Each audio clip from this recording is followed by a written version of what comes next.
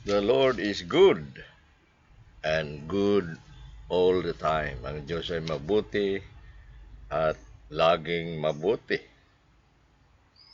Walang pagkakataon mga kapatid na ang Diyos ay hindi maging mabuti. Mabuti noon, ngayon at magpakailanman. Yan ang sabi ng Biblia. The Lord is the same yesterday, today, and forever. Ano mang katangian niya ay walang pagbabago.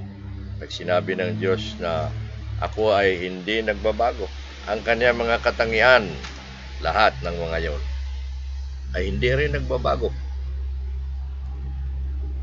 Tayo naman ay dadako sa panalangin upang tayo pagpapalain. Kapangyarihang Diyos, aming Ama, kami ay papasalamat muli sa panahon, pagkakataon ng inyong salita ng biyaya upang aming bubuksan muli, upang aming pakinggan muli, upang aming tanggapin muli at pagpalain kami. Dalangin namin na sa mga pagkakataon ngayon na narito kami ay samahan nyo kami ng inyong espiritu ng pag-unawa upang aming matanggap sa buong pag-unawa ang inyong mga kalooban sa mensaheng ito. Sa pangalan ni Jesus, Amen. Well, mga kapatid, sa pangalawang pagkakataon, pinag-aralan natin itong pandaraya ng kasalanan. Sinimulan natin na babase sa Hebreo 3:13 na ang kasalanan ay mandaraya.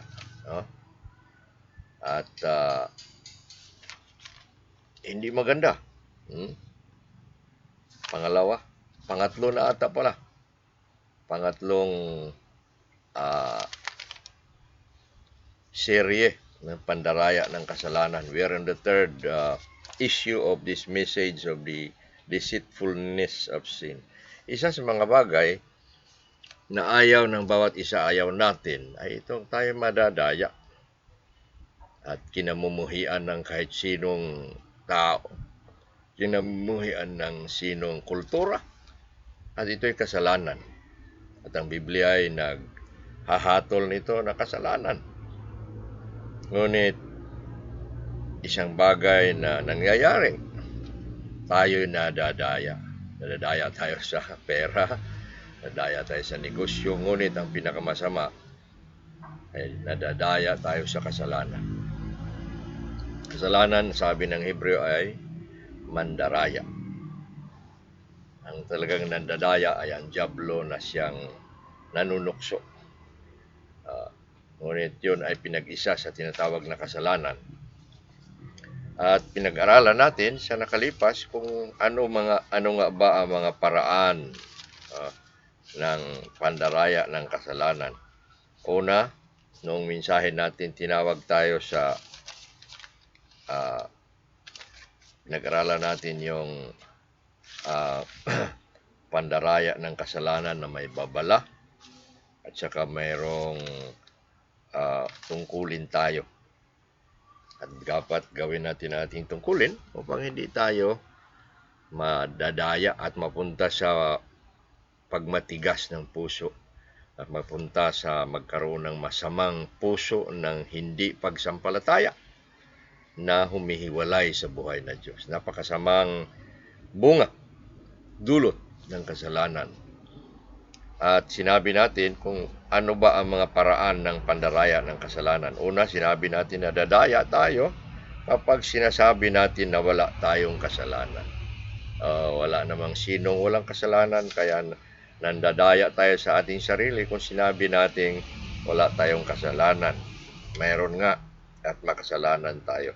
Nadadaya din tayo kapag sinasabi natin na nakilala natin ang Panginoon, ngunit hindi naman natin sinusunod siya o ang kanyang mga utos. Kapag kilala, sumusunod. Kapag nagsasabing kilala, ngunit hindi sumusunod, mandaraya. Dinadaya ng kasalanan, tayo nagkakasala. Pangatlo, nadadaya tayo ng kasalanan kapag sinasabi natin o naniniwala tayo na hindi tayo mag-aani sa bawat bagay na ating inihahasik. Ibig sabihin, masasamang bagay na ating ginagawa na inihahasik o tinatanim. Hindi daw tayo mag-aani.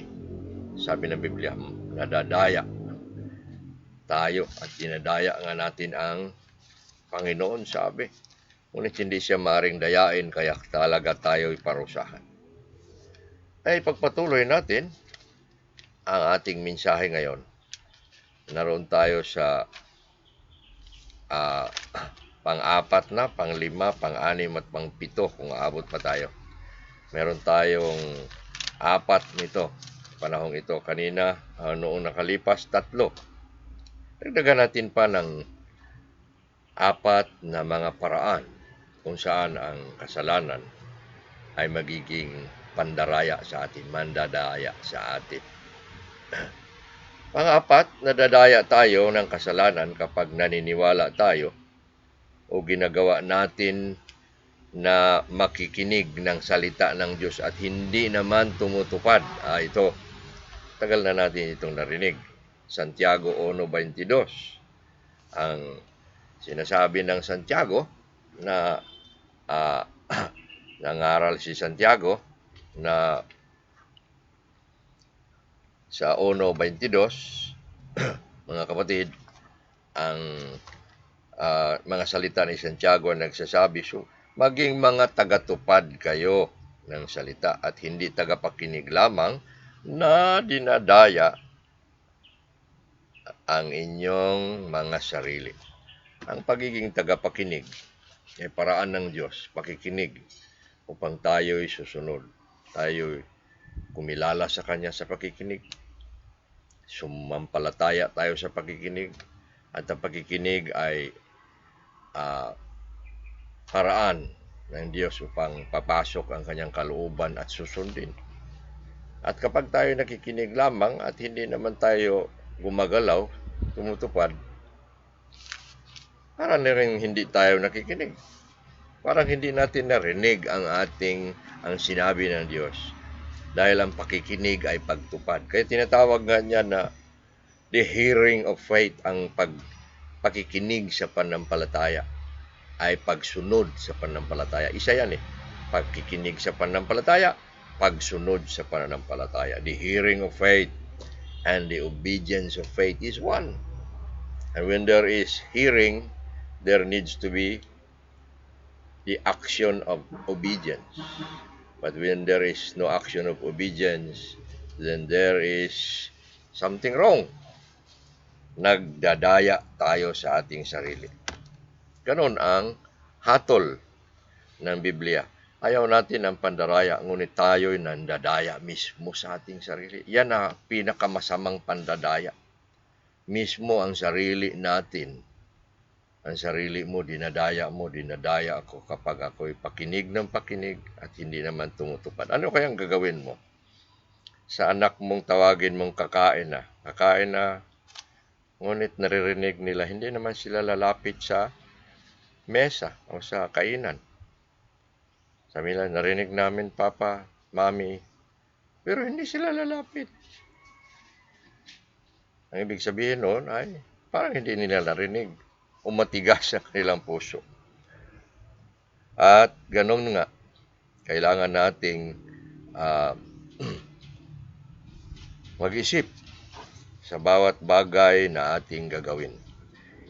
Ang ibig sabihin ito'y katuruan ng katotohanan na ang pakikinig ayon sa pananampalataya ay nagdudulot ng mga pagsagawa. Pakikinig talaga, pagsagawa. Yan ang sabi ng Epeso 1:15. Nagpapasalamat si Pablo sa mga taga-Epeso dahil ang kanilang pagkikinig, ang kanilang pagtanggap sa mensahe ng Ebanghelyo ay nagdala sa kanila ng pananampalataya na nakikinig at gumagawa. Sa 1 Tesalonica 2, 1, 2 at 3, tinatawag itong mga gawa ng pananampalataya. Salamat si Pablo ulit sa mga Tesalonica dahil sa mga gawa ng kanilang pananampalataya. Di ba? Ang pakikinig na may pananampalataya ay gumagawa. Hindi maaari na ang pakikinig ay hanggang doon lamang. Kaya doon sa ating pinag-aralan dati, ang pakikinig na walang gawa ay nagdadala ng masamang puso na hindi na nagtitiwala sa Diyos at humihiwalay sa Diyos. Pakinggan nyo ang mabigat na mensaheng yan. Maaring pasok kayo ng pasok sa simbahan, ngunit hindi kayo na nagkakaroon ng pananalig sa Kanya sapagkat hanggang pakikinig na lamang ang ating ginagawa. At wala namang pagsasagawa sa mga aral. Kaya ang ating mga aral sa bawat mensahe na narinig natin sa bawat Sabbath day, una para gagawin. Isagawa ito sa puso, sa buhay at upang ibahagi rin sa iba. Upang ituro sa iba. Upang ihalimbawa sa iba. Ang pagsagawa mo, halimbawa ka at nagpupuri tayo sa Panginoon. Dapat magkaroon tayo ng pagpapasya na anumang bagay na ating marinig mula sa salita ay may kalakip nga gawa. Yan ang ating pasya, mga kapatid. Sa bawat upo mo na makikinig, magpapasya ka na ako'y susunod. Parang ang tinatawag kakain na, di ba ang pasya mo, lalapit ka na sa mesa. Ano mang naririnig natin, mayroon iyang kaukulan, kalakip na tungkulin ng pagsunod. At pag hindi, tayo nandalaya ng ating mga sarili. Huwag natin dapat ipahintulot na tayo'y madadaya sa pakikinig na walang gawa. Dapat kasama sa panalangin. Kasama dapat sa panalangin sa mensaheng gagawin ito. Sa pag-alis mo sa bahay na ikaw ay magsamba, sabi mo, turuan mo ako ulit, Panginoon, upang gagawa ako. Sa mga prayer meeting, unang ilagay sa prayer list dyan ay ang mensaheng sinabi noong nakalipas na Sabat at isagawa. At tayo'y huwag mandadaya sa sarili. Pangalawa, panglima na tayo. Nadadaya tayo ng kasalanan kapag sinasabi natin na tayo ay makabuluhan. Gayon namang walang namang kabuluhan. Tingnan mo. Mabigat ito na salita. Sa harapan ng Diyos, tayo alikabok lamang. Ang tao'y mayabang, lalo na kung mayroon siyang hinahawakang kayabangan ng tinatawag ito na the pride of life, itong pagkayabangan sa buhay.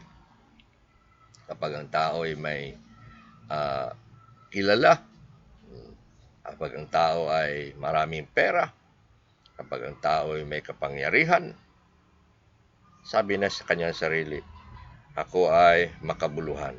Di ba? Yan ang sabi ng Galatia 6:3. Ito sabi, sapagkat kung nag-aakala ang isang tao na sa kanyang sarili na siya ay makabuluhan, gayong wala naman siyang kabuluhan, ay dinadaya niya ang kanyang sarili. Anong tinuturo nito, mga kapatid? Pag tayo nagsasabi na ako'y magaling, ako'y sikat, ako'y maganda, ako'y makabuluhan, ako'y pangulo, ako'y sikat, yan ay itinataas mo ang iyong sarili. At ang salitang ito natin binasa nagsasabi, kapag nakapag-isip tayo ng ganyan, at hindi na nag-iisip na tayo'y walang wala, at ang Diyos lang ang nagbibigay lahat, tayo'y nagdadaya sa ating sarili.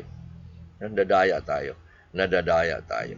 Ang mga salitang ito ay nagsasabi at nagtuturo ng kababaang loob na tayo'y walang maipagmamalaki bilang mga nilikha lamang at mula tayo sa alabok.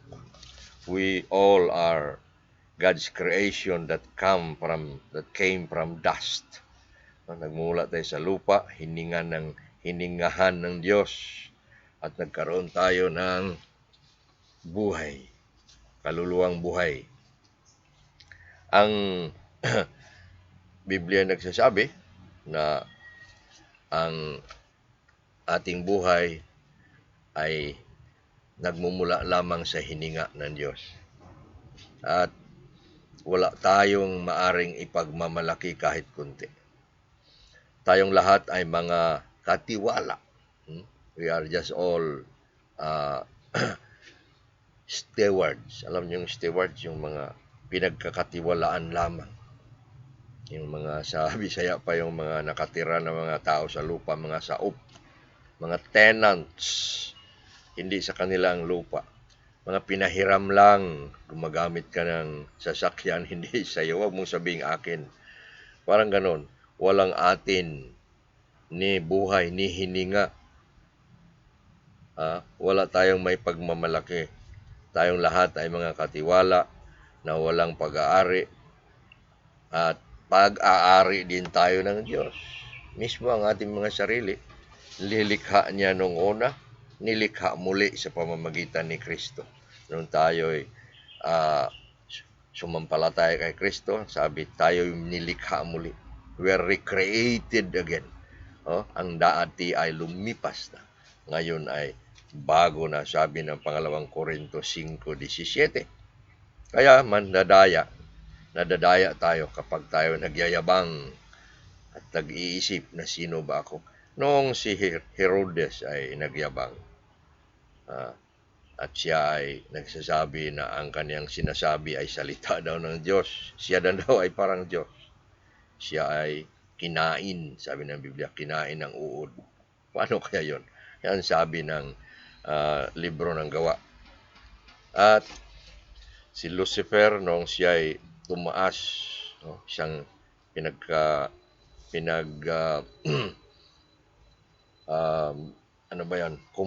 pinagkumpara ang isang hari ng Babylonia sa kay Lucifer na nagyayabang at ibinaba ng Diyos. Sabi ng Biblia, sino mang sino mang nagmamataas sa kanyang sarili, he who exalts himself shall be abased. Pang-apat, mga kapatid. Di pala pang-apat, pang-anim na. Pang-anim. Doon tayo sa pang-apat, pang-lima at pang-anim.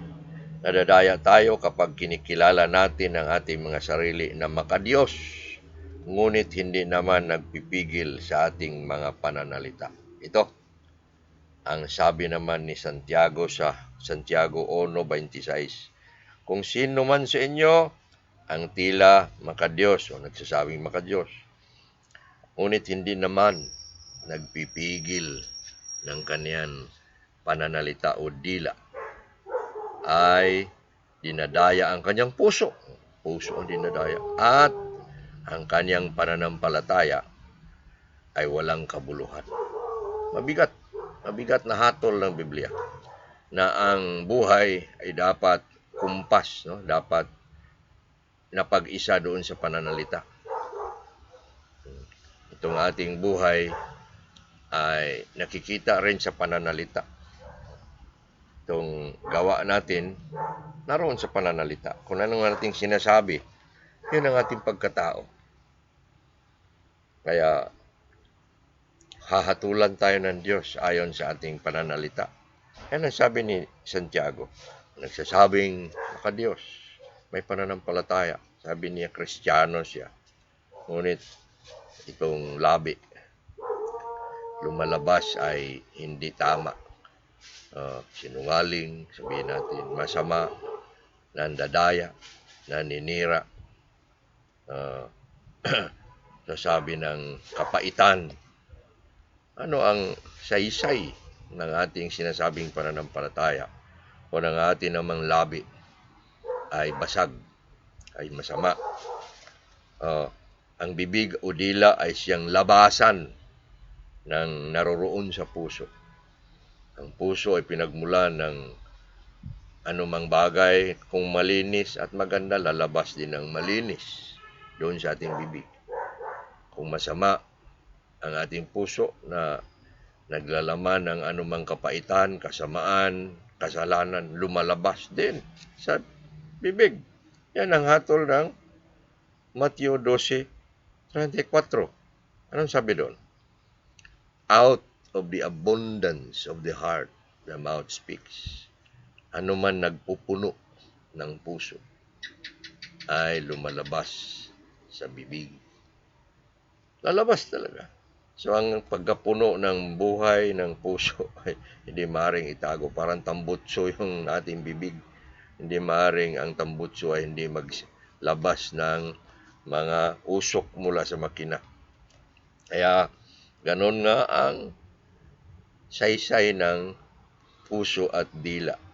Sinasabi mismo ni Apostol Santiago na ang bibig ay hindi dapat labasan ng mabuti at masama. Dapat, hindi naman tayo perfecto na hindi tayo makapagsabi ng masasama. Mayroon din mga panahon yan. Kaya lang, pag kilala ka na magsasabing Kristiyano, ngunit kilala ka rin na ang iyong bibig ay masama. Kilala ka rin na ang iyong bibig ay sinungaling. Anong saysay niyan? Sabi ni Santiago, ang inyong buhay, ang inyong pananampalataya ay walang kabuluhan. Di talaga Kristiyano, ibig sabihin. Kakatakot na hatol. Ito ang sabi ni Santiago sa Santiago 3. Pakinggan natin mga kapatid. Sa Santiago 3, 8 hanggang 12, basahin natin. Subalit ang dila ay hindi mapapaano ng sinuman. Ito hindi mapipigilang kasamaan, puno ng kamandag ang nakakamatay. Mula sa isang bibig ay lumalabas ang pagpupuri at pagsusumpa. Mga kapatid ko, ang mga bagay na ito hindi nararapat magkagayon. Dinadaluyan kaya ang bukal na galing sa isang siwang ng kapwa tubig na matamis at mapait. Tingnan nyo, maaari kaya na ang puno ng igos, mga kapatid, ay magbubunga ng ulibo o kaya ang puno ng ubas ng mga igos. Gayon din naman ay walang bukal ito na sabay na dinadaluyan kapwa tubig na maalat at matabang. Hindi maaari na ang ating bibig ay labasan ng kasamaan tuloy-tuloy. Pag tayo lininis, pag tayo pinatawad ng Diyos, linilinis ang ating bibig sa anumang kasamaan upang magbibigay lamang papuri sa kanyang dakilang pangalan. Yan mga kapatid ang pang-6, pang-7 tayo sa katapusan. Paano tayo nadadaya ng kasalanan? Kapag nadadaya tayo ng kasalanan kapag ang mga oo natin ay magiging hindi at ang mga hindi natin naman ay nagiging oo. Yun. Paano nga? Nadadaya tayo ng kasalanan kapag ang ating mga oo ay magiging hindi at ang ating mga hindi ay nagiging oo. Si Jesus ay nagsasabi, pangaral ni Jesus, utos ni Jesus, Mateo 5:37. Ang nagsasabi, kailangan mo sa iyong pananalita, sabi ni Jesus, na magiging oo kapag oo. Hindi kung hindi. Sapagkat anumang labis kaysa rito ay nanggagaling sa masama. Yun. Sinasabi natin sa Panginoon, oo. Yes, Lord. Oo yan. Tayo'y tatayo niyan. Tayo'y magpakamatay sa oo natin. Hindi dapat magiging hindi. Kaya nga kung tayo nangangako, gigigay ng ganito, magpasalubong ng ganito, kapag hindi na tuloy, hingi tayo ng tawad. Sabi ni Jesus, kapag ang oo mo ay naging hindi o ang hindi mo ay naging oo mula sa masama. Ano mang labis nito ay mula sa masama, mula sa dyablo. Ibig sabihin, pagsisinungaling. Ibig sabihin, hindi katapatan. Ibig sabihin, hindi tayo tumatayo sa ating sinasabi. Hindi tayo mapagkatiwalaan. Ibig sabihin nito, tayo mapagkakatiwalaan.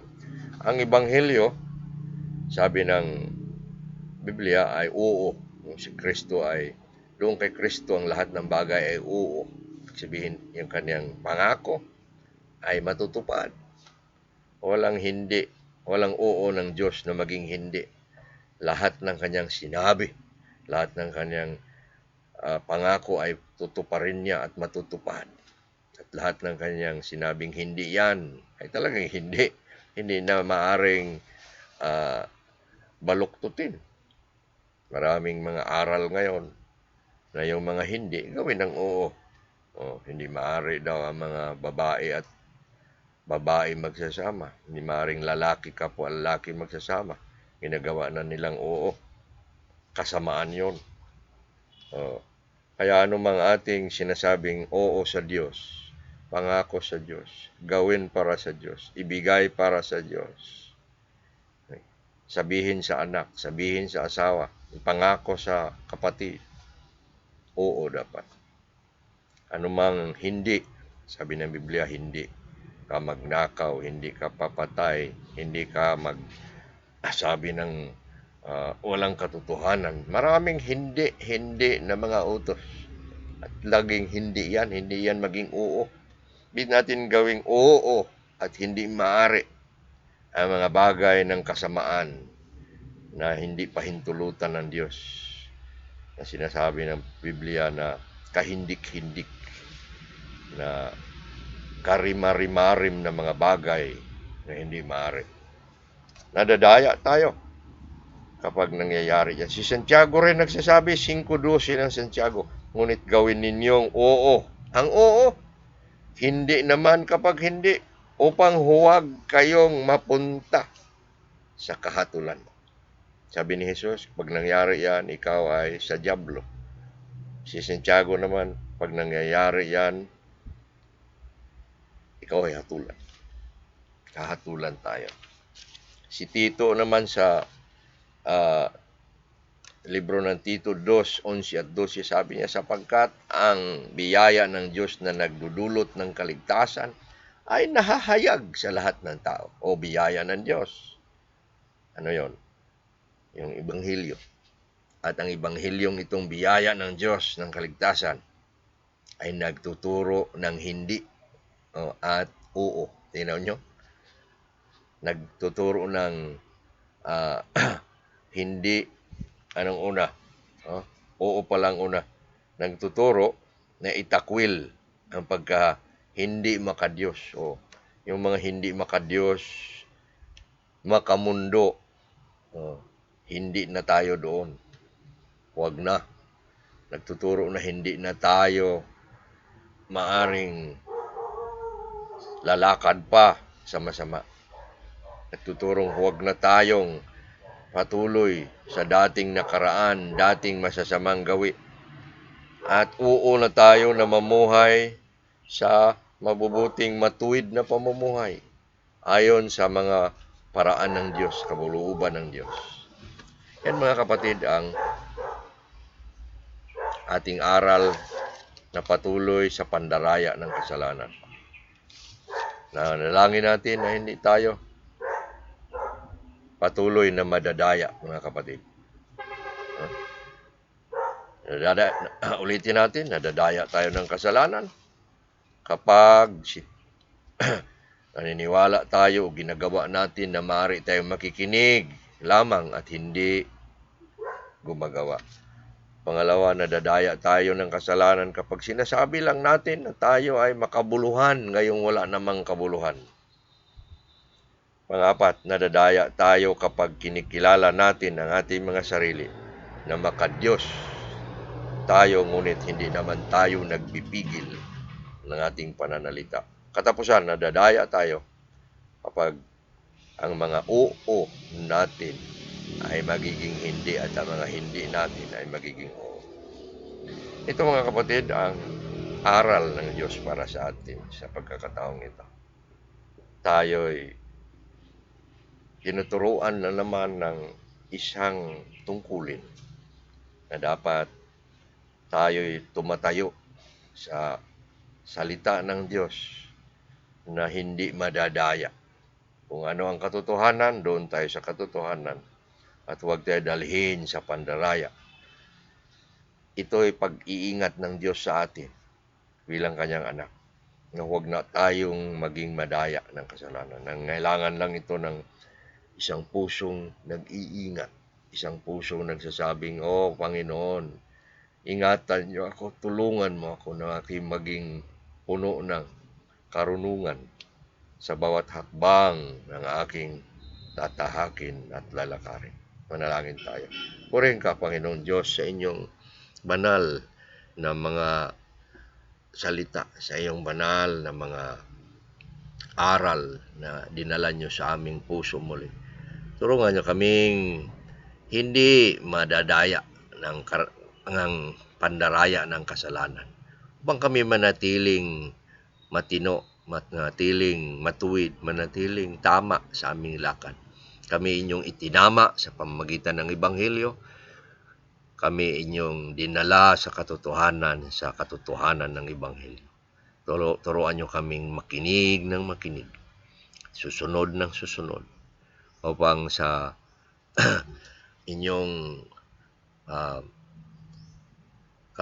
upang kami ay inyong dalhin sa patuloy na pagpupuri sa inyong dakilang pangalan.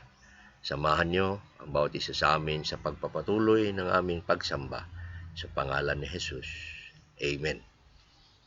Mga kapatid, sa sunod na kikita natin na ay mag-live tayo sa katapusan sa pangatlong linggo ng katapusan ng buwan ng Disyembre.